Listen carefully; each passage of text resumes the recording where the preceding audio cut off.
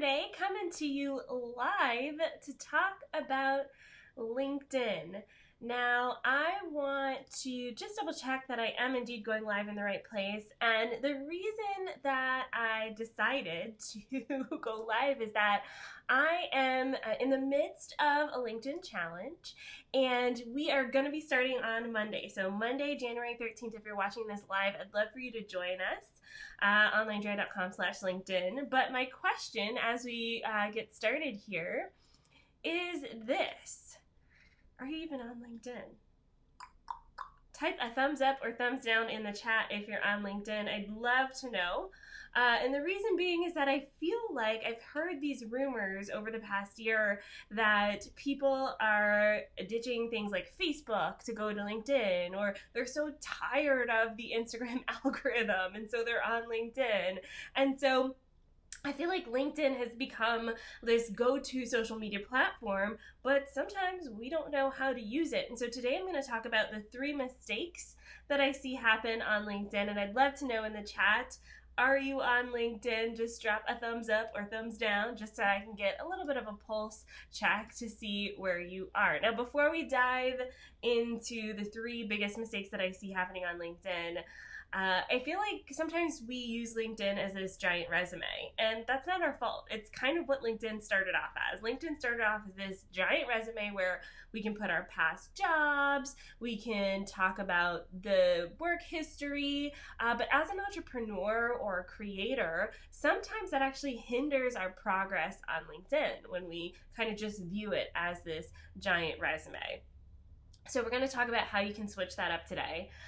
Like I said, this is inspired by our LinkedIn challenge because I want podcasters, YouTubers, business owners, I want you guys to get more leads from social media. I want you to actually be able to use social media as a tool to grow your business. I want you to be able to use LinkedIn as a tool to grow your business. And that's something that we talk about in the LinkedIn challenge. Now, before I dive into the 3 mistakes, I also want to cover something that is a little bit of a confusion with the challenge. Some people have asked if it is only for business to business owners. So if you work with other businesses, for example, if you're a business coach, or if you're a web designer, or if you're a podcast editor, or if you do anything that helps working with other businesses, like you're a service-based business owner or you work with other businesses, is LinkedIn for you? Absolutely yes. That's the number 1 place I find that people go to for LinkedIn. If you work with other businesses, LinkedIn is amazing for you. But also, it's amazing for other people too.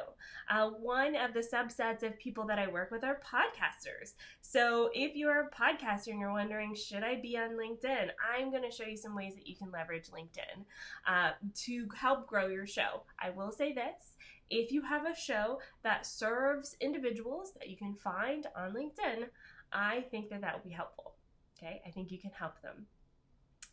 And another example I get is business to consumer. So straight to consumer, if you sell things to consumers, is LinkedIn for you?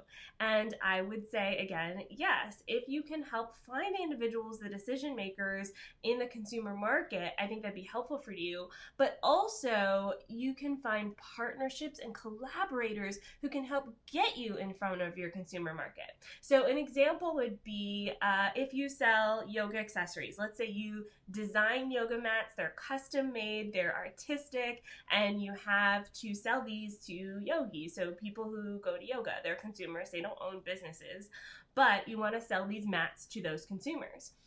How you can leverage LinkedIn is you can start connecting with yoga studios, meditation teachers, and anyone else whose audience is the same as yours. And it's very easy to find those people on LinkedIn, especially if you're locally based or something like that. So even if you have a product that sells direct to consumer, you can still leverage LinkedIn to build collaborations and to find strategic partners who can help get you in front of more people who would buy your products. Okay? Cool? Cool. Okay. Thumbs up, thumbs down in the comment section if you're on LinkedIn. I'm curious to know. Even if you're watching the replay, I'd love to know. All right, so let's get into the 3 biggest mistakes that I see oftentimes on LinkedIn. The 3 biggest mistakes that I see on LinkedIn. And the first one is that you are focusing in on the wrong things. You're not focused on the result. So what transformation do you help someone achieve in what you do or what you make? And that's kind of missing from your LinkedIn profile. I'll use an example of the fitness industry. So it's a new year. It's that time of year where everyone is, I don't know if you're like me, you're looking for a new plan, a new fitness routine, a new diet, something like that. And if you start looking around at some of these things in the fitness industry, one of the things you'll notice is that they're all focused on the result. So lose 10 pounds in 10 days, or get I don't know, healthier digestive system by drinking kombucha, or learn how to be more flexible with our program. Okay, they're really focusing on the result, and that's something that works really well. So I want you to think how you can translate what you do into being talking about the result. So I'll give an example of, we use this example inside the challenge, which you guys see, which is Lisa. She's a podcasting coach. So she could talk about how she helps people, get on Apple Podcasts, or she helps people figure out their podcasting equipment, or she helps people start, writing the show script. She can talk about all of these things, but really what she does is she helps businesses use podcasts as a way to build authority, as a way to get awareness for their brand. So instead of talking about what she does on LinkedIn, we're going to talk about what transformation she helps people get. So what's at the end of the rainbow? Think about that. And if you want more help, I do have a training up right now inside of the challenge that will help you figure that out. All right, so the first mistake is you're not focusing on the result. The second mistake that I oftentimes see on LinkedIn profiles is that you are not showcasing your expertise. You're not showcasing your expertise. You're talking about maybe your past job history expertise, but you're not talking about what you're currently doing. And I'll use two examples here. So if you're a business owner, you've been doing this for a long time, you need to talk about the clients that you're working with. You need to talk about the results that you've gotten your clients. Have you been speaking at events? Have you been educating yourself along the way? Speak to those things in your LinkedIn profile. Okay, but if you're new, you can still do this. You can still showcase your expertise by showing up and creating content that shares that you know something. You can talk about where you learned your knowledge. You can answer a question that someone may have about working with you. There are so many ways that you can showcase your expertise on LinkedIn.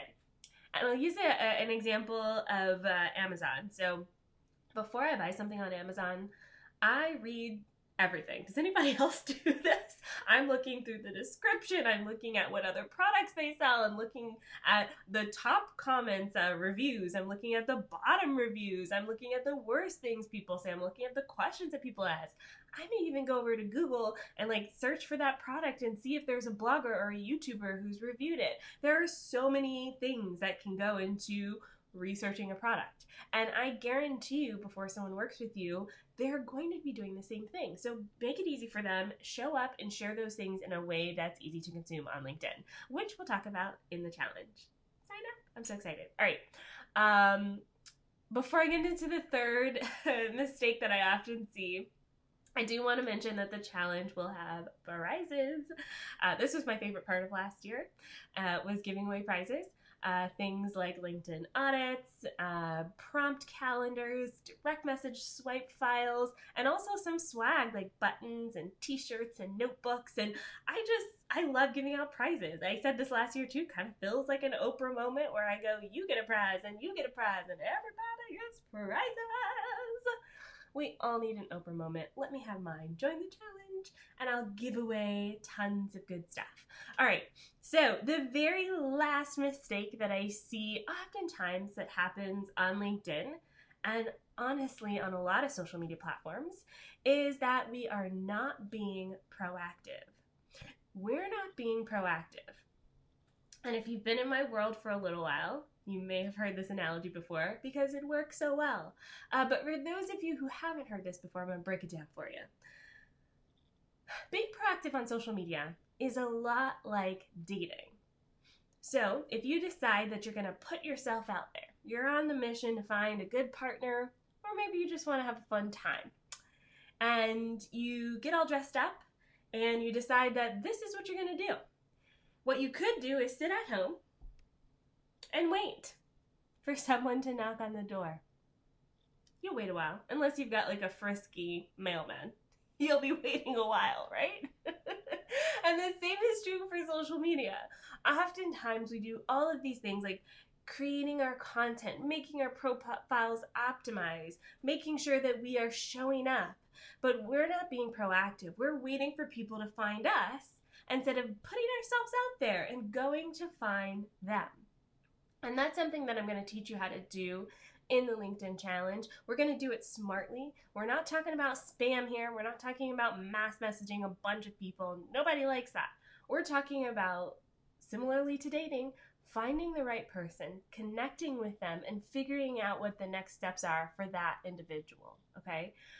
Sometimes it may take more than one date, and oftentimes it does. And even if you're in a committed relationship with that person, you need to continue to ongoing like wooing. You need to show up and participate, go on more dates, give them flowers. What does that look like for your business? Take that analogy, transform it into your business, and see what we can do there. Okay, so we're gonna deep dive into all of these things in the LinkedIn challenge. I definitely encourage you to sign up. The link is on the screen. I tried to put it in the description of this video, but I'm multi-streaming today, so hopefully you guys can get that clickable link. Otherwise, type in the link that's on the screen. There's interactive element to this challenge, so you'll be able to comment and connect with other challenge members. There'll be a live session on this next Saturday on the challenge, a live Q&A session where you can ask me questions. I will give you answers, and we will deep dive into your specific issues, as well as that's my chance to talk about this Abby Social School, which I'm super excited about, and it's also your opportunity to win prizes. There's also some bonuses in the challenge. I'm not going to go into details, but if you sign up, you get access to those bonuses instantly. They're already in there. And that's it. So thank you so much for joining me for today's video all about LinkedIn. I'll see you guys in the challenge. Bye!